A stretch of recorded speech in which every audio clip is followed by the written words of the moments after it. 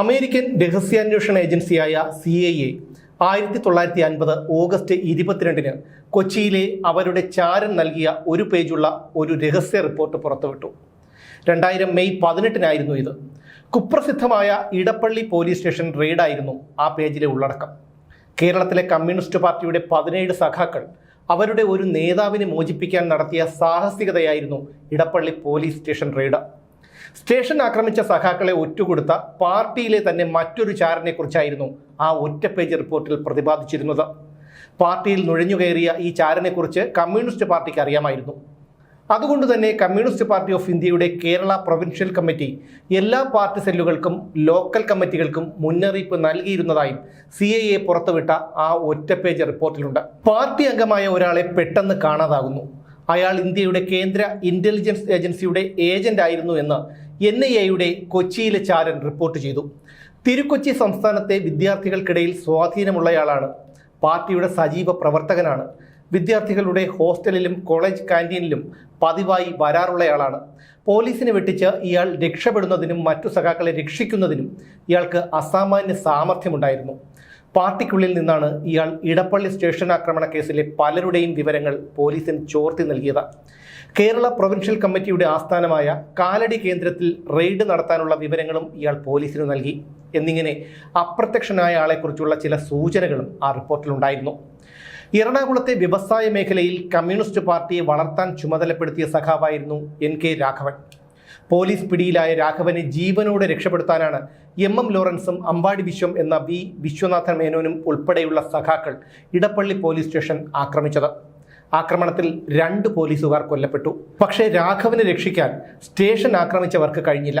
എന്നാൽ ഈ സംഭവത്തോടെ കമ്മ്യൂണിസ്റ്റ് പാർട്ടിയിൽ കുറച്ച് തലയെടുപ്പുള്ള നേതാക്കളുണ്ടായി. ആക്രമണത്തിൽ കൊല്ലപ്പെട്ട കോൺസ്റ്റബിൾമാരായ മാത്യുവിൻ്റെയും വേലായുധൻ്റെയും കുടുംബം പിന്നീട് കമ്മ്യൂണിസ്റ്റ് പാർട്ടിയുടെ അനുഭാവികളായി മാറിയെന്നത് ചരിത്രം. ഇടപ്പള്ളി സ്റ്റേഷൻ ആക്രമണത്തിന് ശേഷം നിരവധി സഖാക്കളെയും പാർട്ടി അനുഭാവികളെയും തിരഞ്ഞുപിടിച്ച് പോലീസ് കൊടിയ മർദ്ദനത്തിന് ഇരകളാക്കി. ആ മർദ്ദനത്തിൽ 2 സഖാക്കൾ കൊല്ലപ്പെട്ടു. 2 പോലീസുകാരുടെ ജീവനു പകരം 2 സഖാക്കളുടെ ജീവൻ. പ്രതികളെ ഒളിവിൽ കഴിയാൻ സഹായിച്ച ഫിലോമിന എന്ന വിധവയെ പോലീസ് കൊല്ലാക്കൊല ചെയ്തു. പോലീസിന്റെ നരനായാട്ടിന് നേതൃത്വം നൽകിയ ഉദ്യോഗസ്ഥനെ മലയാളികൾക്ക് നന്നായി അറിയാം. മാനുവൽ സത്യനേശൻ നാടാർ. ഇങ്ങനെ പറഞ്ഞാൽ ഒരുപക്ഷെ മനസ്സിലായെന്ന് വരില്ല. നടൻ സത്യൻ.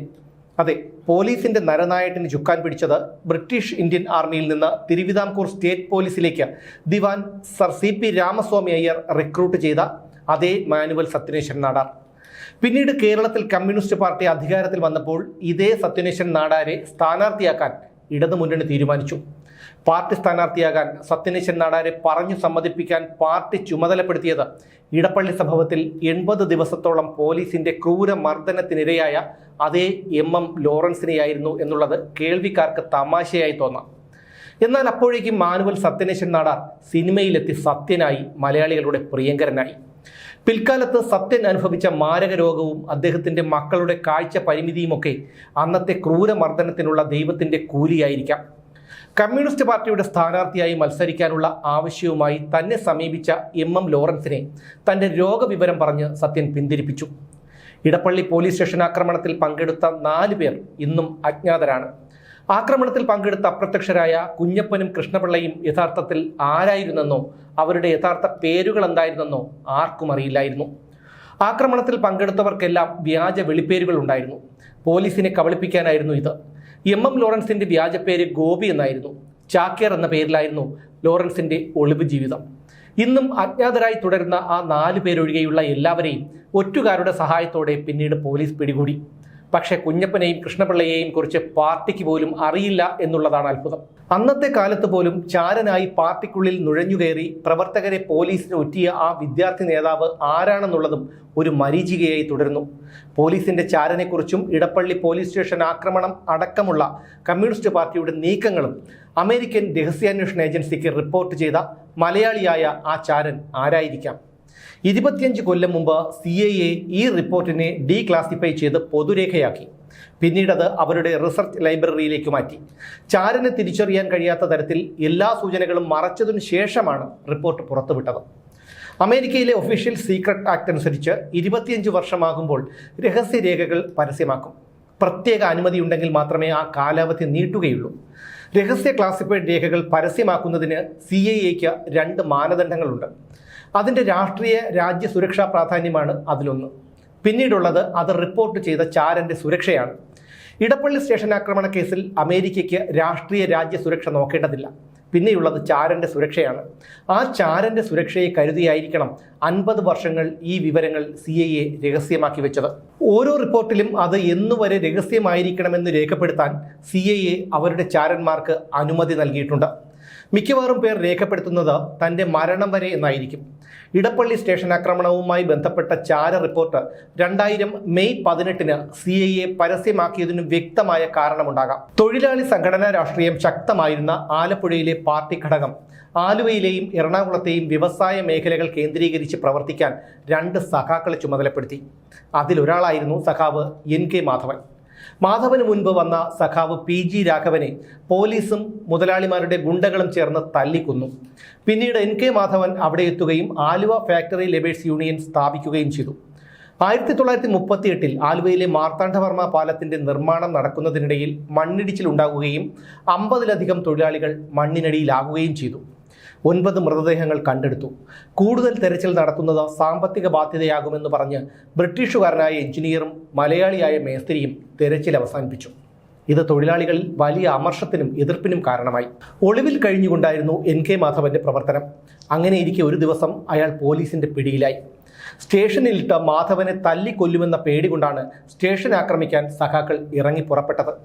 സ്റ്റേഷൻ ആക്രമിച്ച് മാധവനെയും ഒപ്പം പിടിക്കപ്പെട്ട KA വറൂദൂട്ടിയെയും മോചിപ്പിക്കുകയായിരുന്നു ലക്ഷ്യം.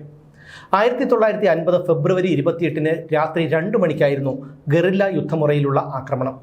സഖാവ് KC മാത്യു മുന്നിലും MM ലോറൻസ് പിന്നിലും നിന്ന് ആക്രമണത്തിന് നേതൃത്വം നൽകി.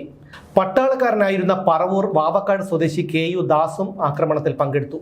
പിന്നീട് പിടിയിലായ ദാസിനെയും AV ജോസഫിനെയും പോലീസ് പരസ്യമായി തല്ലിക്കൊന്നു. സ്റ്റേഷൻ ആക്രമിക്കുമ്പോൾ പോലീസുകാരുടെ തോക്കുകൾ അക്രമികൾ കൈവശപ്പെടുത്തിയിരുന്നു. എന്നാൽ തോക്ക് ഉപയോഗിക്കാൻ അറിയാമായിരുന്ന മുൻ പട്ടാളക്കാരൻ ദാസ് എന്തുകൊണ്ടാണ് ലോക്കപ്പിന്റെ പൂട്ടുകൾ വെടിവെച്ചു തകർക്കാതിരുന്നത് എന്ന ചോദ്യം ഇപ്പോഴും ബാക്കി നിൽക്കുന്നു. സ്റ്റേഷൻ ആക്രമിക്കാനെത്തിയ 17-അംഗ ആത്മഹത്യാ സ്ക്വാഡിലെ എല്ലാവരും 23 വയസ്സിന് താഴെ പ്രായമുള്ളവരായിരുന്നു. ഇക്കൂട്ടത്തിലെ 2 പേരെ പിടികൂടാൻ പോലീസിന് കഴിഞ്ഞില്ല. കൂലി കൂട്ടിച്ചോദിച്ചതിന്റെ പേരിൽ ഈറോഡ് റെയിൽവേ ഡിവിഷനിൽ നിന്ന് പിരിച്ചുവിടപ്പെട്ട 60 തൊഴിലാളികളിൽ ഒരാളായ V ശൗരിമുത്തുവായിരുന്നു ഇടപ്പള്ളി കേസിലെ ഒരു പ്രതി.